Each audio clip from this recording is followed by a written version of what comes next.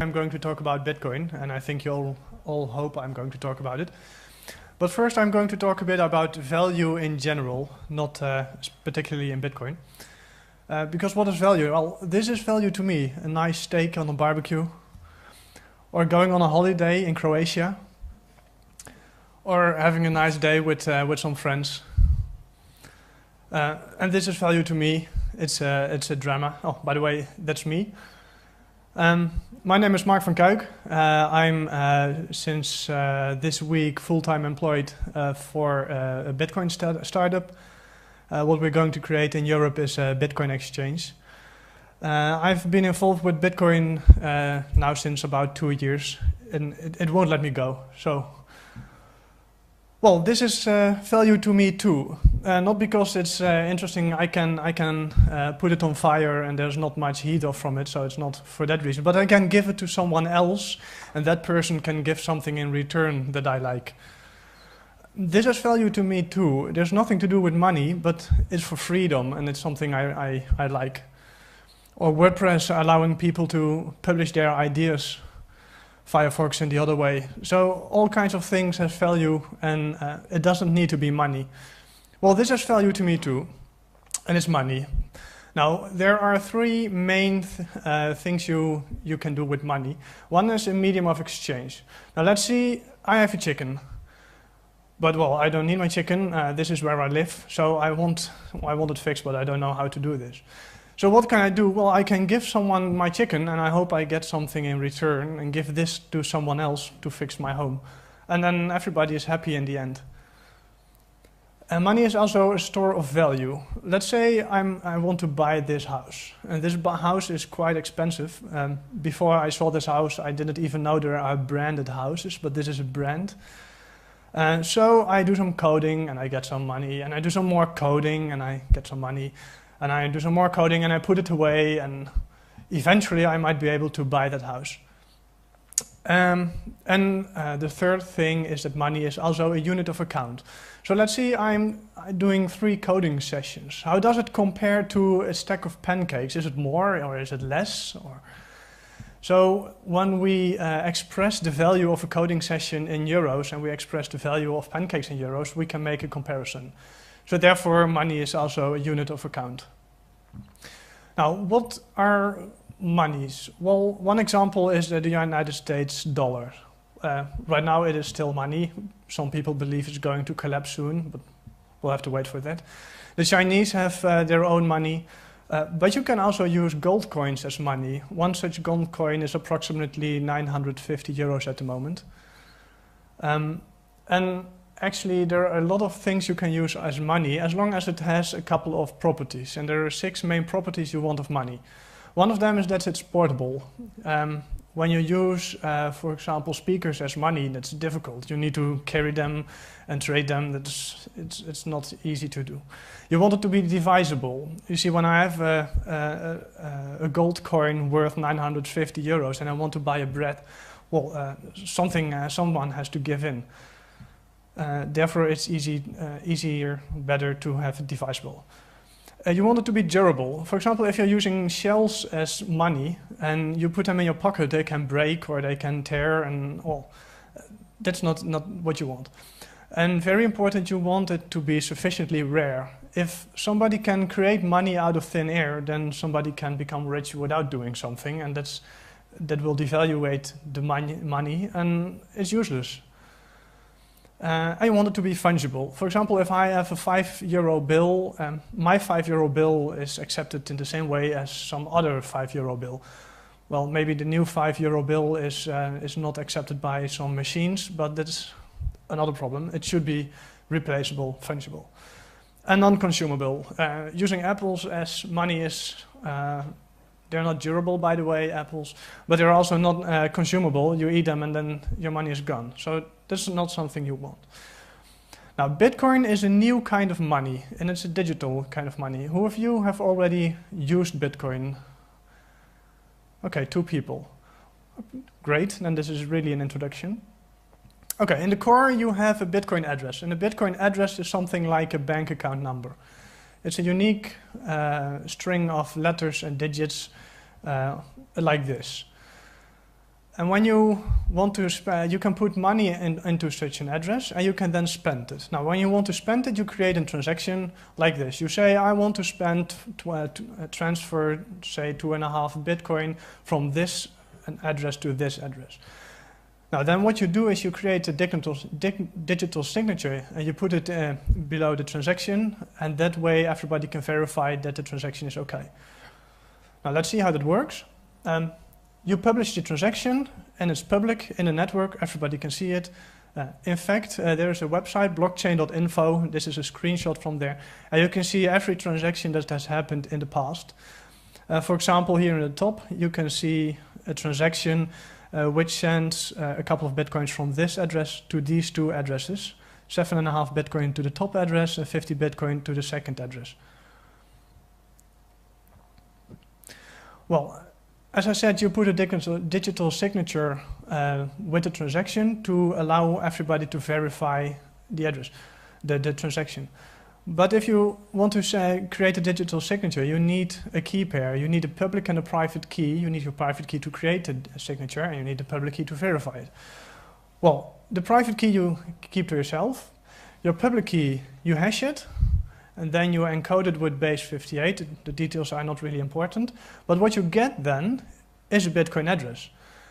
So this results in, as long as you know someone's Bitcoin address and you create a transaction, you can know that this is a transaction for that address because the public key is in there. Now that person wants to spend the money, it needs the private key corresponding to the same public key, and only that person knows the private key and can spend the money. Is this clear to everybody? If there are questions, it's okay to ask them. Okay, cool. Now, well, let's see a couple of addresses. To who can an address belong? Well, this is my address, one of my addresses. What I've done is I've told my computer to start generating addresses, key pairs, and keep generating them until one is found with the prefix 1fatny, because that's my nickname and I thought it was cool. It took me 3 quarters, by the way. But when you send some Bitcoins to this address, I can spend them with my private key. Another address is this one, and it belongs to WikiLeaks. And you can send donations to it. Now, one thing I said earlier is that the information is public, all transactions. Well, yes, that means you can look up what amount of Bitcoin they have received. And in fact, this is a screenshot from December last year. They received about 3,500 Bitcoins. They spent 2,500, so the final balance is 1,000 Bitcoins, approximately. But another thing you can do is create an address for each individual transaction. Now, I have this address I showed you, and it's public, so everybody can see how much there is on that address. I may not like that. When you compare it to the current banking system, everybody has 1 or maybe 2 bank account numbers, but you cannot see the balance of an individual bank account, so that takes care of a little privacy. In Bitcoin, the address is public and the transactions are public, so you can see the balance. But you don't need to make public what addresses belong to who. The address I showed you is one I've published, but I have a lot more addresses. Actually, let's say you want to send me some Bitcoin, I can create a key pair, so I have a new address which I give to you, which is never used, and I can spend the Bitcoin, but you cannot see any other addresses that belong to me, so you still don't know how much Bitcoin I have. Why do you want this? Privacy. Another thing is that you can use it for online payments. Let's say I'm Amazon and I want to receive Bitcoin payments for selling books. What I can do is when someone is in the checkout flow, I create a new address specifically for this person, for this transaction. And when any payment is received on this address, I know it belongs to this invoice, to this payment. Now, let's look at something that is quite a problem in this setup. Let's see, someone with the address 1JGDE whatever, creates a transaction sending 2.5 Bitcoin to me and sending 2.5 Bitcoin, the same 2.5 Bitcoin to the SIGINT address. Now, he can create a signature for both of them. So who gets the money? This is called double spending, and Bitcoin has a solution to this. What you do is you broadcast a transaction onto a peer-to-peer network, and people that receive your transaction broadcast it again. But there can be nodes that receive both transactions in the network. Now, what they do is quite an easy rule. The first transaction wins. So if I first get the transaction that I get my money, I'm happy, I have my money. If then someone says me, well, no, SIGINT gets the money, I say, well, no, the first transaction wins. But someone else has another opinion. So now we have two different opinions, and then the question is, what is the truth? Therefore, we have the blockchain. And the blockchain is a data structure which changes blocks, and the blocks, one block contains some header fields and a list of transactions that are anchored in history. You can see some information about a random block I found on the internet. In the block you see a set of transactions.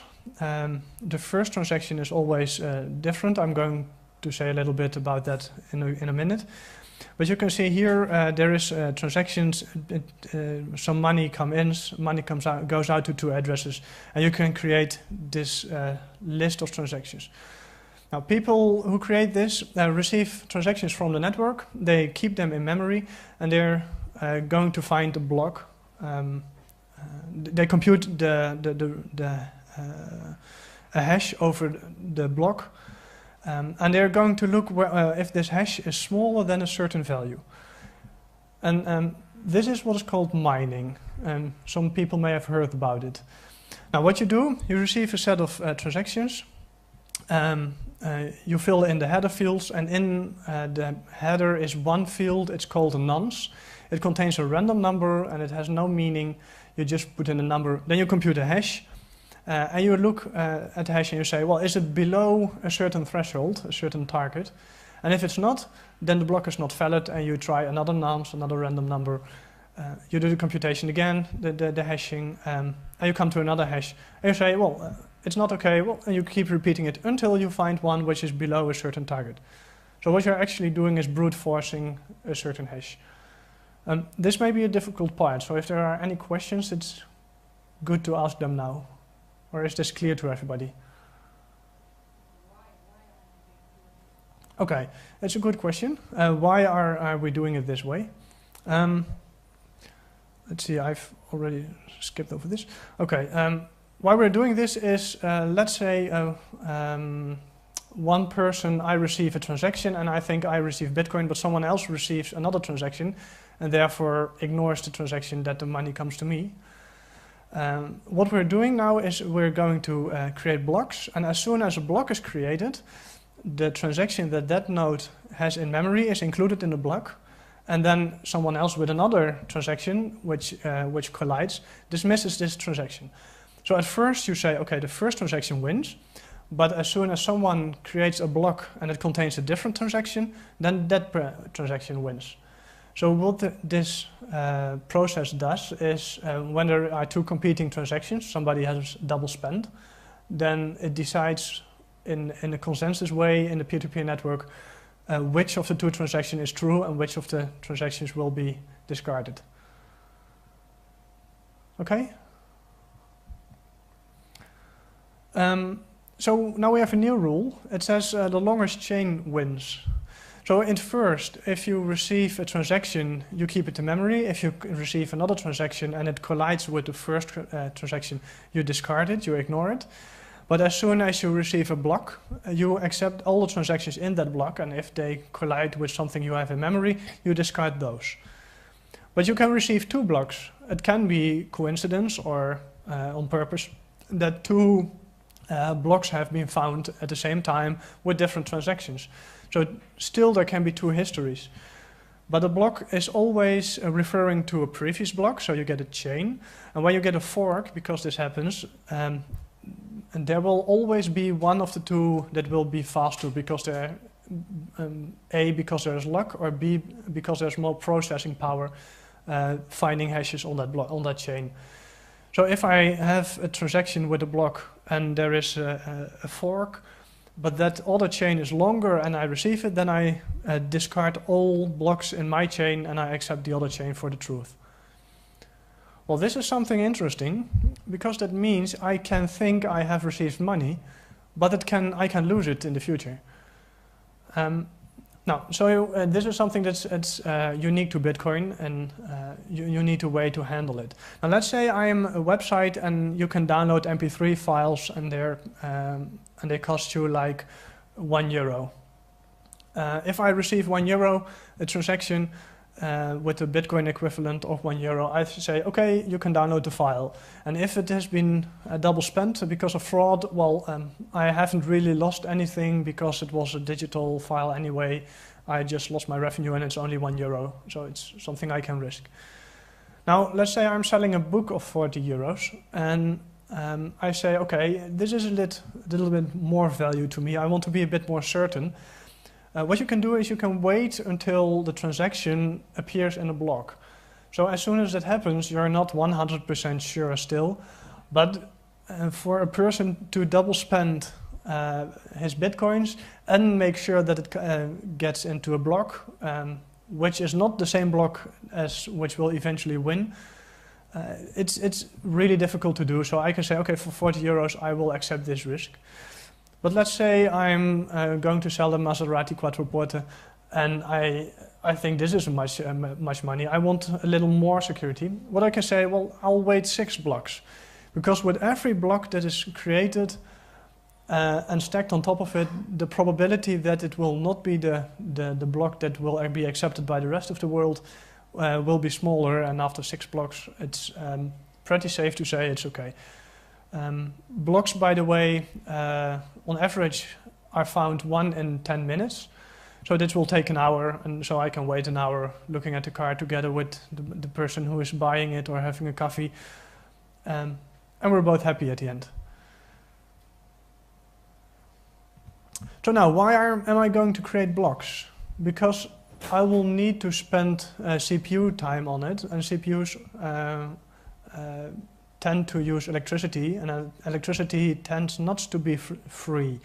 So when I'm going to brute force hashes to find the block, I actually have to pay for it. So why am I going to do this? Well, that's because of the Coinbase. And the Coinbase is the first transaction in the list of transactions included in the block. And it's 25 Bitcoin at the moment. For every transaction there is one simple rule, and it says that the money you're spending is at least the amount of the money that you're using from yourself is at least the amount of money you're spending to some other people. So you cannot spend more than you have. Except for the first transaction in a block, there doesn't need to be spent any money, it doesn't need to exist. And you can just put 20 Bitcoin in any address you like. So I'll choose my own address, which means that if I'm going to brute force hashes to find blocks, and I do find a block, I can assign 25 Bitcoin to myself, and that's my reward for finding blocks and helping the network be secure. This 25 Bitcoin is not fixed. It's in a period of 4 years, and after 4 years it's halved. So it was 50 Bitcoin at first, so there's a rise in here. Then last December we came to this limit, and now it's 25 Bitcoin, and in 4 years it will be 12 and a half, etc., etc. So you will at the end come close to 21 million Bitcoins being in existence, and there will never be more Bitcoins than 21 million, which is a way to make sure that it is sufficiently rare for it to have value. So this is called mining. And as long as there are still no questions, I'm going on with what if you want to buy Bitcoins, how can you hold them? You need software for it. One of the first applications that was created to hold software is the Bitcoin wallet. It's written in Qt.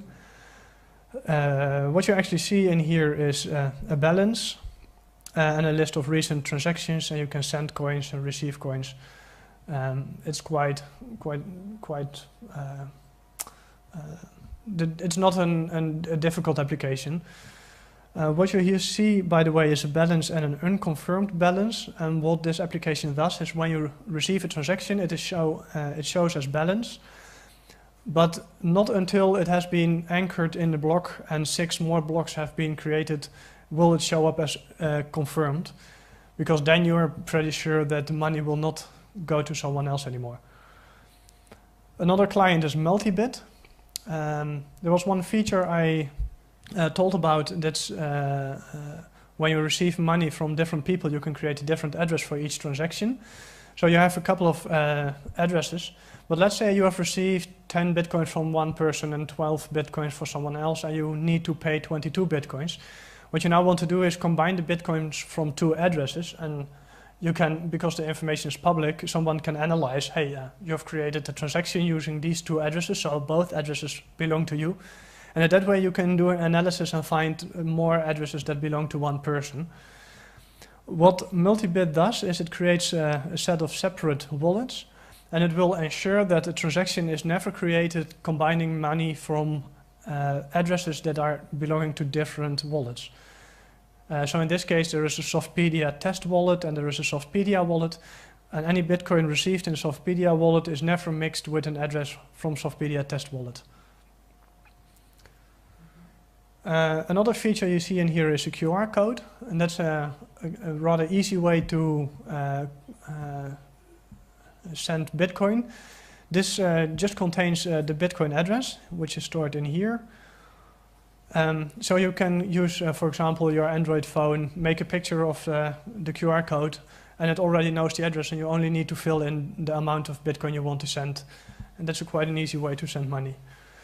Another interesting client is Electrum, and Electrum has a different approach. Instead of generating new addresses for every transaction, which are created randomly, what it does is use a deterministic algorithm to create key pairs, which means that you have one seed, and with this seed you can generate all the addresses and generate all the private keys.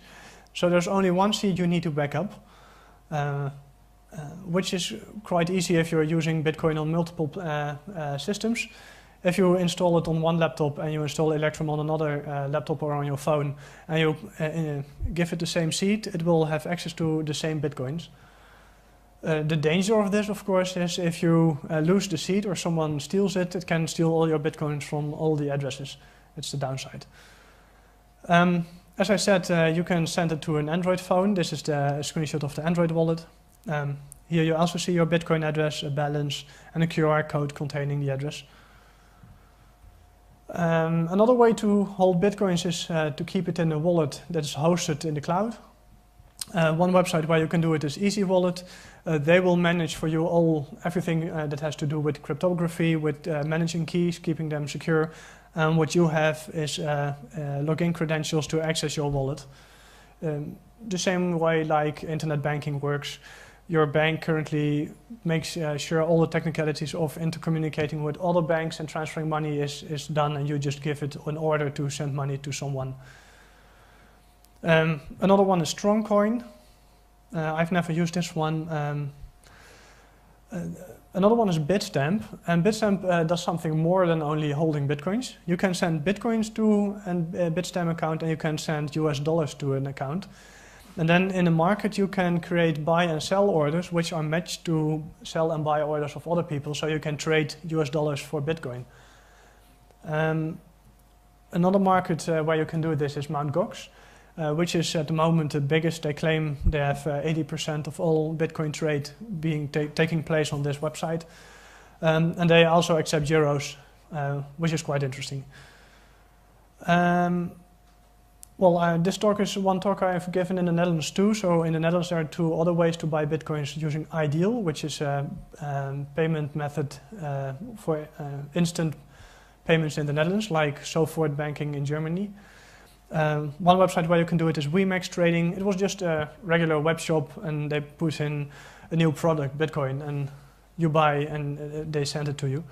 And another one is Bitonic. I don't know if there are any Dutch people in this room.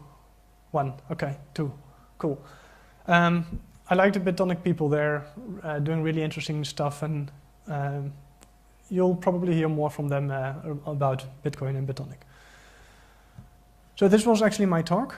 If there are any questions, just shoot. When about 20 years all bitcoins are distributed, how will the blocks be generated, or what's the incentive to generate the blocks? Yeah. So the question is, when all bitcoins have been generated and distributed, why would someone still keep mining? Because as we have shown in the chart, your coin base will go lower. Well, there's one thing I haven't explained yet. As I said, a transaction, you must spend some money of yourself, and you can create an output to someone else, which is at most the money you have spent. So let's say you spend 10 Bitcoin, you can send it to someone at most 10 Bitcoin, but you can send 9.9, for example. So what then happens is that 0.1 Bitcoin get lost, but the miner who finds the block can claim this 0.1 Bitcoin and put it in the Coinbase. So in this case, 25.1 Bitcoin you can earn as a miner. Now in the future, the Coinbase, the new Bitcoin value will be less. So let's say it will be 0.6 Bitcoin or so. Then what you can do as a miner is you can say, hey, okay, I will only accept transactions that contain a fee, let's call it a fee, of at least this amount. And if all miners in the world are going to do it, then sending a transaction with a lower fee will not allow your transaction to show up in any block. So everybody is going to pay a small fee to be shown up in the blockchain. The nice thing about Bitcoin is that this is a consensus network. Different miners can keep a different policy. So it would be very possible that in some years you can say, I'll put 0.1 Bitcoin on to make it appear in the next block. But for other transactions, I'm okay if it takes a day or 2 days. I'll put a much lower fee and wait until someone with a more relaxed policy picks it up. Quite probably the cost will tend to go towards what is okay for covering all costs and making a small profit, because otherwise all the miners will start mining and getting the profit. So it's a nice way of keeping the fee in place. Any other questions? Yeah. When I would compare this to PGP, for example, has a web of trust. Mm-hmm. Does Bitcoin have something similar? And a second question, what methods are Bitcoin addresses tied to a person? For example, in PGP, you tie it to an email address and your name. Yeah. How does that work in Bitcoin? Okay, so the first question is, in PGP you have a web of trust. Basically, in the core network in Bitcoin, you don't need trust in individual persons. You need to trust that the world is not colliding against you, or actually the majority of miners is not colliding against you. So at that level, there is no web of trust. However, there is an over-the-counter exchange system where people on the internet can find each other to exchange Bitcoin for other currencies, or actually also for products or discount coupons. You find some things like that. And they have created a web of trust system also based on PGP for authentication, which allows you to rate other persons. So let's say we do a transaction and you send me Bitcoin and then I send you the euros. Now you can say, okay, I'll rate Mark because he actually did send me the money he promised. And that way you can find out as a new trader, like, okay, this person has been rated by someone else, so probably he's okay to trade with. The other question was about PGP and... Yeah, well, in what way is Bitcoin address tied to an identity? Can it be Yes. Yeah, in what way is a Bitcoin address tied to an identity? The Bitcoin address I created and I've published is tied to me because everybody can see on the internet. I'm using it in my signature on the Bitcoin forum, for example. But you can create a new address just by generating a key pair, and then it's tied to no one in particular. So yes, you can be anonymous in that way, as long as you make sure that when you receive money from someone, where you spend it, if you're combining it with, for example, your public address, then people can analyze and see, okay, you have created a transaction with two digital signatures, one for this address and one for that, so probably you're the same person, and then you're blowing your cover. So yes, you can stay anonymous, but you really need to know how it works and take precautions. Any more questions? Okay. Then I think we're finished. I'll be here for well, some time. If someone maybe wants to buy some bitcoins with cash, a small amount, so I don't have much on my phone, we can do a transaction here. Any questions you can also still ask afterwards. Thank you.